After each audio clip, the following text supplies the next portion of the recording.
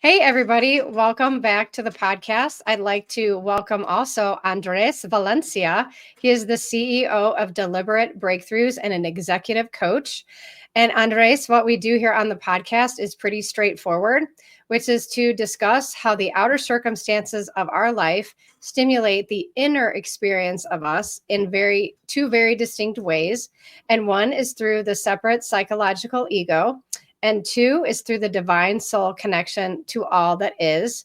And why do I think it's important to know the difference? Well, this is where you come in as our guest to have a riveting conversation on how this inner conflict comes up in ourselves and give us some ideas how you have integrated these two perspectives into one full, beautiful, human, and messy experience.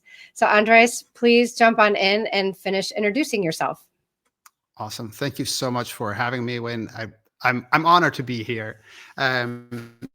Yes, I'm an executive coach. I'm the CEO of the company that I own, which what we do is we work with executive leadership teams and get them aligned.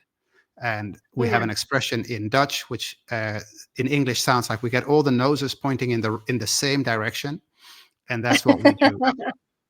What's the saying?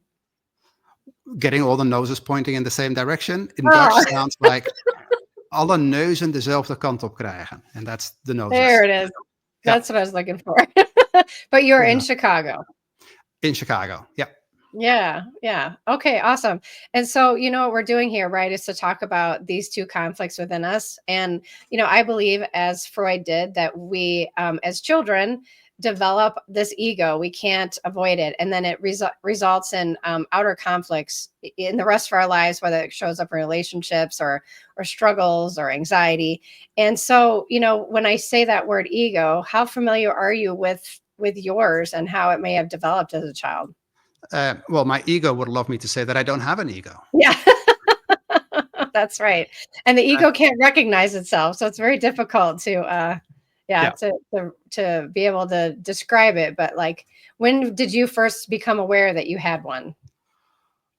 Oh, okay. So I was actually hoping you'd ask this question the opposite way. When did I Okay, realize that there was more than an ego? Which you can answer that first. that's an easier question for me to answer because I have a Yeah. very vivid memory of that. Okay.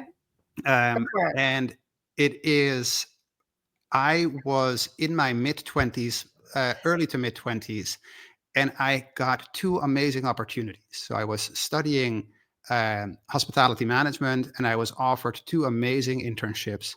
One at Skibo Castle in Scotland, which is the place I believe where Madonna got married, Okay. and the other one was at the Ritz-Carlton in Barcelona, and I was studying hospitality management. So two amazing hotels. I couldn't make a wrong choice, Mm, but I had to make a choice. And I got this news on Thursday. I had to let people know by Monday what I was going to do. And I approached it through every single, let's say, ego driven way that I knew, which is, okay, I'll make a list of pros and cons. And that didn't give me an answer. I had conversations with people that could help guide me in this decision making. That didn't give me an answer. I mm. tried to think my way through it, and that didn't give me an answer. And so it brought me to Sunday night. I had to inform someone on Monday morning. And what I ended up doing in the wisdom of a 21-year-old is I threw it up. I told God, my higher self, my soul, like, let me, like, guide me on this. And whatever idea I'll wake up with tomorrow morning, that's what I'll choose. Wow. And it was a incredibly powerful decision. I can tell you that journey of going to Barcelona, that's what I ended up choosing, wasn't an easy path. Like, Mm, stuff happened on that journey that was not easy, actually was pretty hard, but I knew that I was in the right place. mm. And it impacted how I lead today, the experiences that I had there in that organization. So it definitely shaped me for the rest of my life. And I think that was the earliest memory that I have of there's more to me than just my mind, my ego, everything that I want to control, because I really had a desire for control. Sure. I just didn't have control. Yeah. Well, you don't desire it, your ego does. And you did a beautiful description actually of the ego. You said the ego made a pros and cons list. The ego asked everyone else for its own advice, right? And like you said, it wasn't that you could make a bad mistake, right? Mhm. Like either one was going to be a great option. And then you did what you did. You actually asked your soul to step in. So before we talk about that, take me back to how do you think that ego developed where there was such a thing as a pros and cons list and that you should ask other people about your own life and what you should do with it? Like, how did that develop in you as a kid? Um, oh man, so this is where we get into perhaps the earliest part of my life where it didn't always feel safe to be a kid. Mm, It wasn't always an an experience. I sometimes talk about the work that I'm doing as an adult, which is mourning the childhood that I did not have. mm, That doesn't mean didn't have a childhood. That does not mean I wasn't loved. I'm using a lot of double negatives here. I certainly was yeah, loved. I certainly was safe. I certainly had a meal every single day. And yet, there's parts that I just didn't get to enjoy as a kid. Um, yeah. Well, and what I tell my clients a lot is they'll say, you know what, I mean, I know you had specifically not the most perfect life, but sometimes people say everything was great. And I'm like, but something still happens to you because when you're a kid, you are truly a victim. You cannot escape the mm, situation that you're in, even if people are well meaning, even if you're fed, even if you're clothed, even if you have all the food you need, even if you have friends, there's still something in you that ends up feeling separate and needing to take care of the self.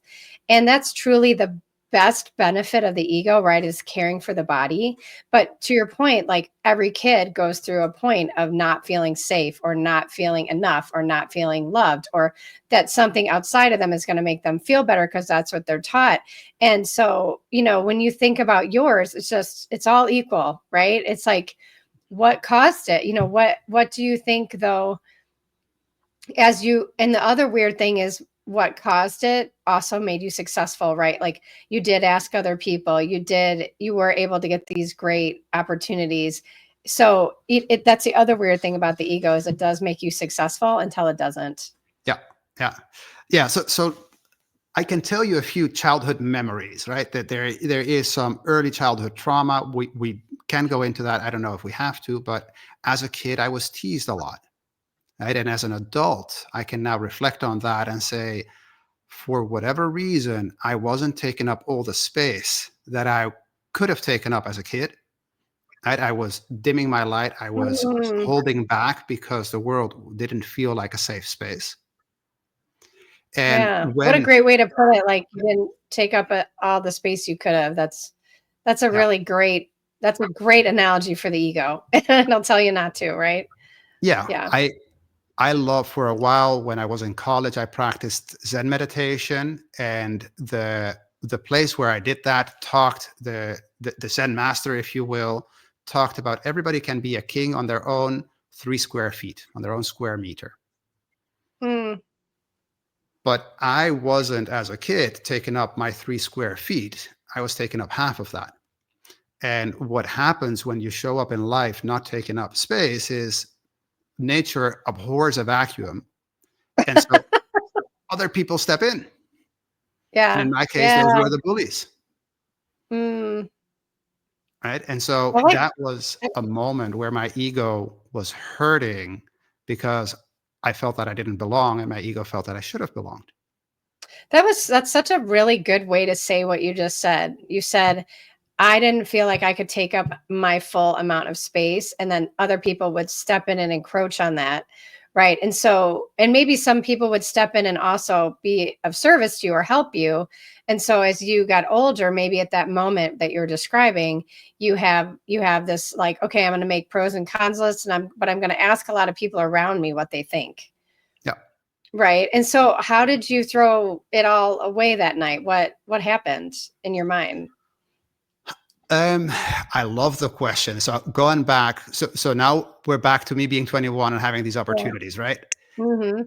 Um, I realized that my mind wasn't going to give me an answer, and I felt the Mm, pressure of having to come up with an answer. And I didn't have one. It was as simple as that. I didn't have one. I talked to all the people in my life that I trusted, everyone who I was maybe asking to take my power away and decide mhm, for me. In their wisdom, or for whatever reason, they didn't. They didn't give me an answer. They're like, you cannot make a mistake here. mhm. And so I felt the pressure of I have to decide, and it was my own decision, but it wasn't coming from my mind. And so perhaps my belief system, faith of there's more to this than just my mind, allowed me to open it up and say, okay, guide me in this case. And how did you get your answer exactly? As simple as I said it, I said, whatever I wake up with thinking about tomorrow morning is what I'll do. Okay, and what was the first thought that popped in your head, do you remember? The Ritz-Carlton, Barcelona. It just said it. It just said it. Okay. And I felt physically, somatically, it felt good in my body. Yeah. That's what I was getting at, right? Mm. Because you felt constricted before. Yeah. Right, you didn't have an answer in the mind, and then you went into the body, you let it tell you, and then you felt the actual confirmation in the body, which is a big reason as a therapist, like, we can talk therapy all day, but if you are not going into your body, going below your neck and kind of understanding what your heart or No. your gut is saying, then, you'll be, like, forever listening to someone like me, a proposed expert or a clinical No. person or even an executive coach, right? Like, we know, and I'm sure now that you work with clients, that you're trying to pull out their soul, their inner wisdom, Yeah. rather than tell them what to do. And I have a really cool way of doing that. Yeah, I want to hear it. Um, what we just touched on, I tell my clients that there's wisdom in emotions, Hmm. and Absolutely. and they can access the wisdom of their body. And I spent Hmm. 4 decades, with perhaps exception of this one example that I gave you, living from my neck on up. So I Hmm. lived in my head. And the idea that something was happening below the neckline, Yeah. that was foreign to me. Yep. Right? And so I'm 46 now. Probably started this roughly 6 to 8 years ago. So Mm. 38 to 40 is when I started discovering that there's more to my body than just the head. And I love my head. My ego loves my head, my way of thinking, the speed of thinking. But the wisdom of my body, my heart, my gut, that is something that I hadn't tapped into often as a tool. And now I teach my clients, and I do this frequently, where I access the wisdom of the emotion by allowing the wisdom to come up, reach its peak, and dissipate. And after Mm. that, the wisdom follows. The wisdom unravels itself, the insight That's of the awesome. emotion. That's awesome, and that's what I believe, again, and when I'm educating people in therapy, I'm always talking to them about the IPEC model, which we both know about that really does show that your emotions are a feedback system, and that they're trying to point things out to you, like your thoughts, your beliefs, and things that you can possibly change if they're not quite working for you. But the magic of what you just said, which I don't know anyone else who does this in corporate America. Maybe you do, but to let someone's emotions go all the way and cycle through and then sit with what's left, because so many people come to therapy because they don't want to finish feeling the emotion. Mhm. Right. And so I love that you're doing this. And I love that people are open to it. Sounds like people are, even, obviously you're successful at it, so you're doing it. Is there more to the formula? Oh, there's a lot more. I did not come up with this. I have to give credit where credit is due. The Where I got this from is the Conscious Leadership Group. There's a Okay. book out there called The 15 Commitments of Conscious Leadership, and I believe it's the best book on leadership out there. Wow. And this is commitment number 3, which is feel your feelings all the way through to completion. Wow. And it is so incredibly powerful. It has changed my life when I was first introduced to it, and it's an exercise that I still do regularly. And I've done it with a group of 40 people in as part of a workshop where everybody collectively is feeling their feelings and accessing the wisdom of their emotion. Wow. And how many people do you come to that are like, I don't even know what I'm feeling? Many, many. Yeah. Yeah. And what do you think gets them to trust you? I love the question. My ego loves this question. Thank you. Um, and I shared this as we were preparing for this conversation. You reflected back to me years ago when we spoke that I present very left-brained.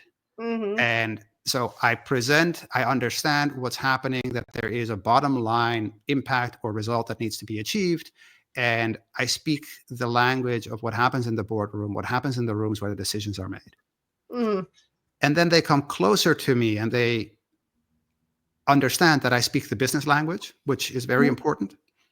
But they also see that there's more to it than just the business side of things, and that there is an element of an attention to, you call it soul, and I think it's a great language for it.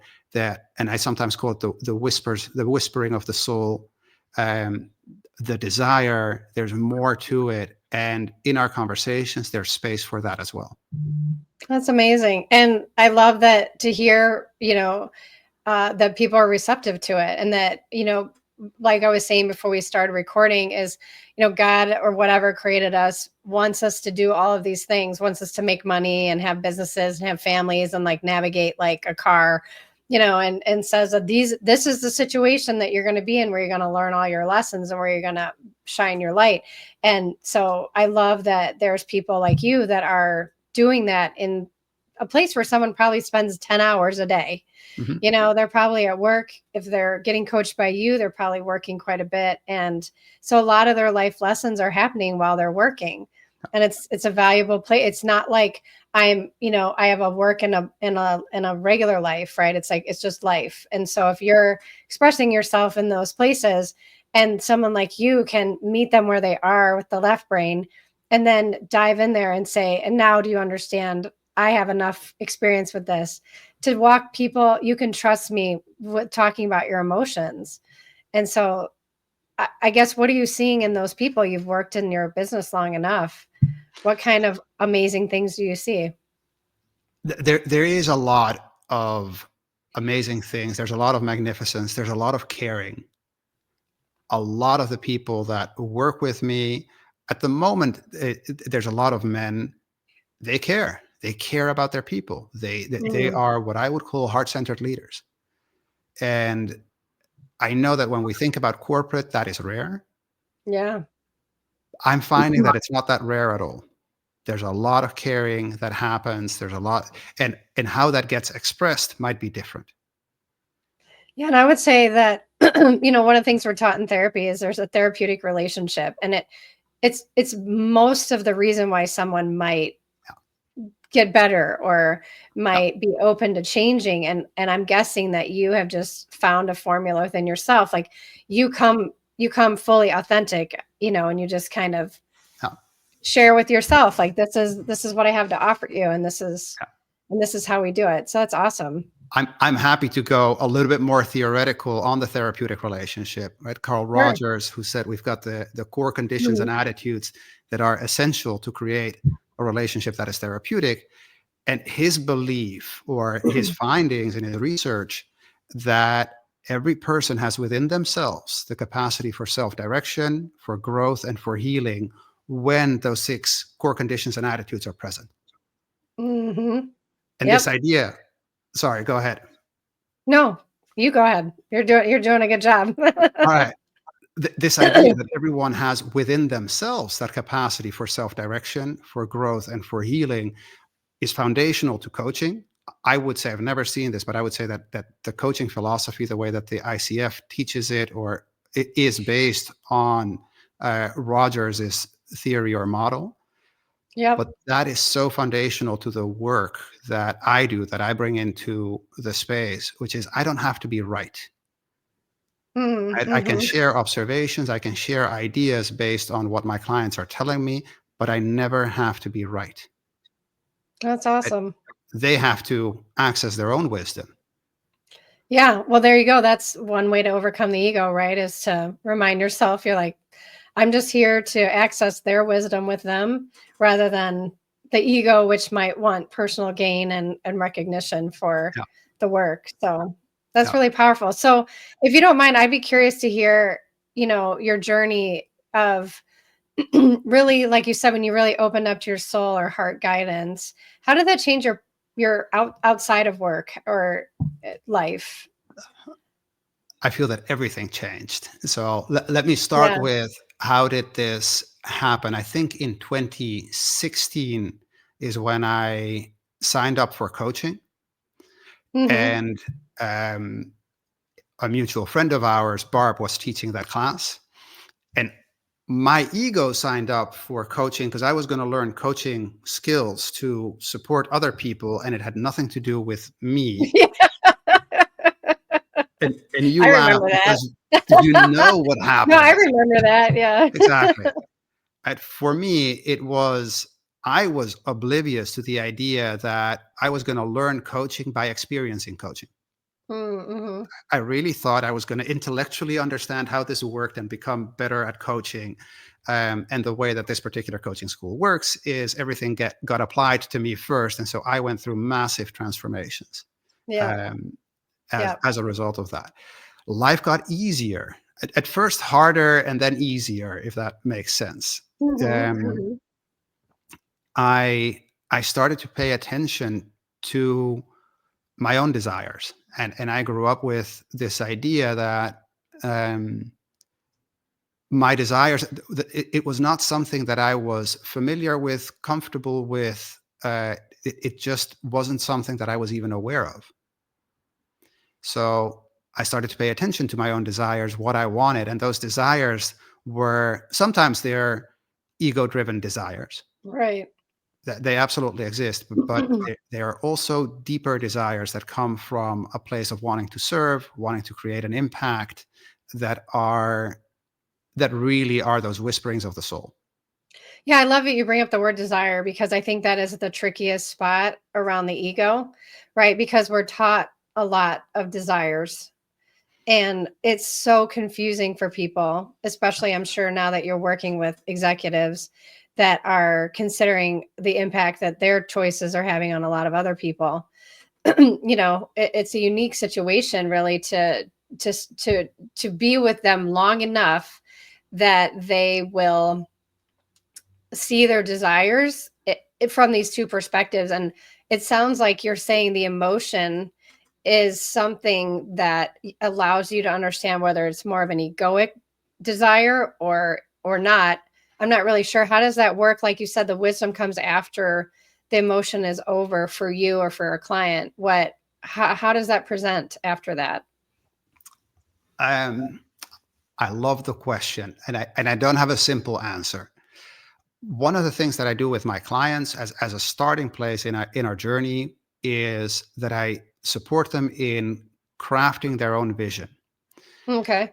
And that vision comes from their subconscious, comes from a place of desire, comes from a place of possibility, rather than what their ego wants them to do.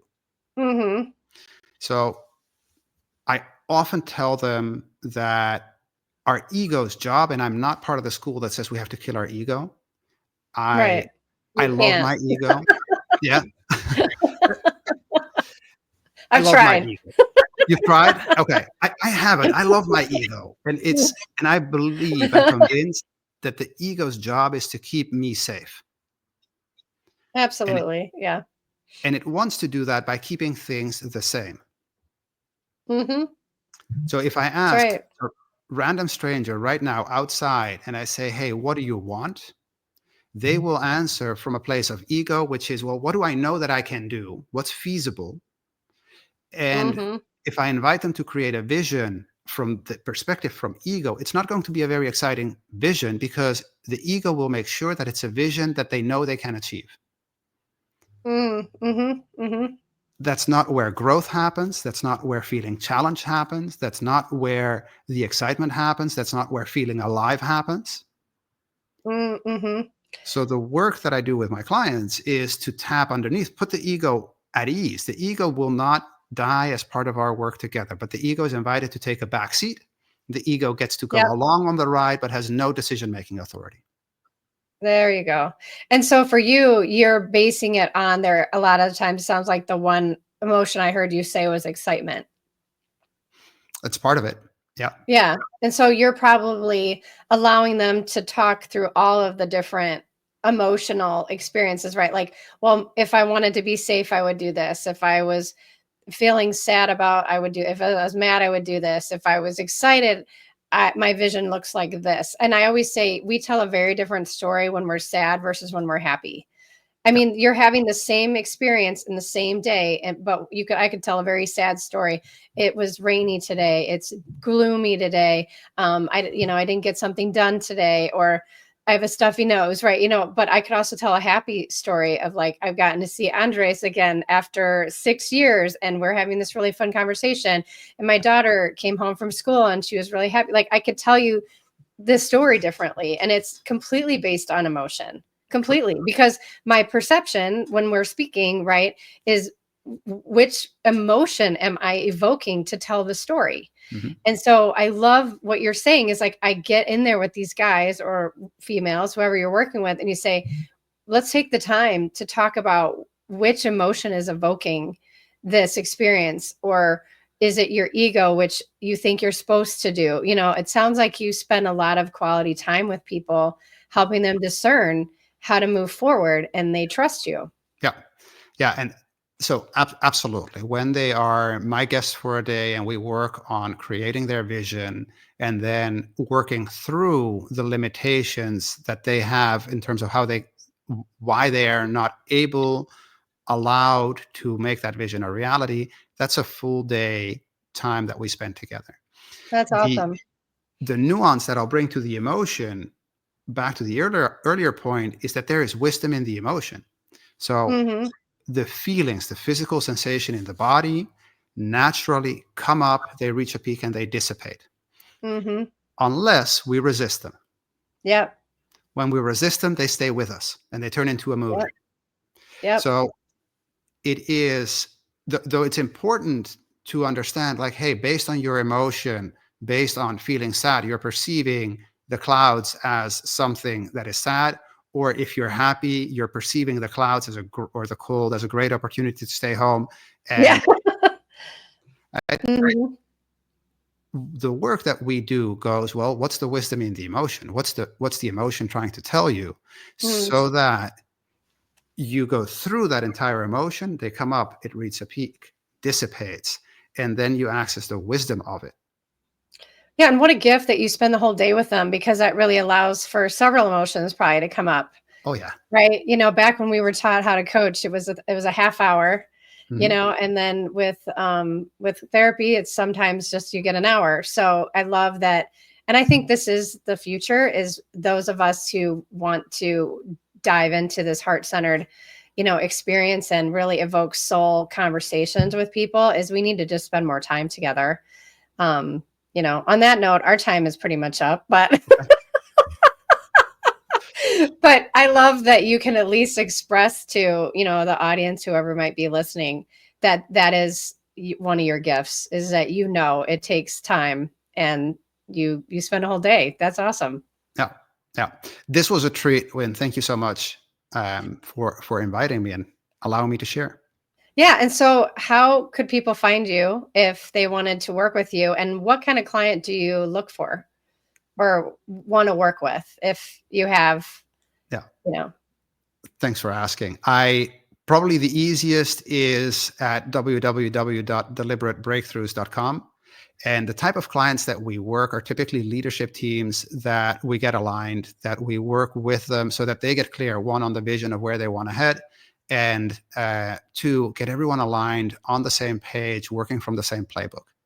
And those can be owners of companies, those can be executives in Fortune 500 companies. Typically, they're business owners or executives who have responsibility for a team and responsibility for the bottom line, and who know that what they're doing right now could be done a little bit better. Whatever that looks like, they're not entirely satisfied with the results that they're getting out of their team or in their own personal or professional life. And okay. if And that's so something that someone is interested in discussing, happy to have a conversation with them. Okay. And what's the typical amount of time you work with someone? Depends. We typically start with 6 months. And I Okay. have clients that I've been working with for the last 3 years, but that's Wow. typically how that starts. Yeah. Yeah. So again, that you really put your time into these people. Like it's a long relationship. Yeah. And Awesome. the interesting thing is we don't work on the same things. Right? I don't want to Mhm. become a crutch to any one of my clients. So the reason we're working for 3 years is because they have either new responsibilities, new roles that they've taken on with new challenges.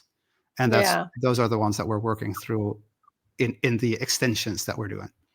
Yeah. Love it. All right. Well, I hope people find you. I hope people look for you. Awesome. Because Thank you you. Thanks for sound, having me. yeah. Thank you for being on. All right. Have a great rest of your night. You too.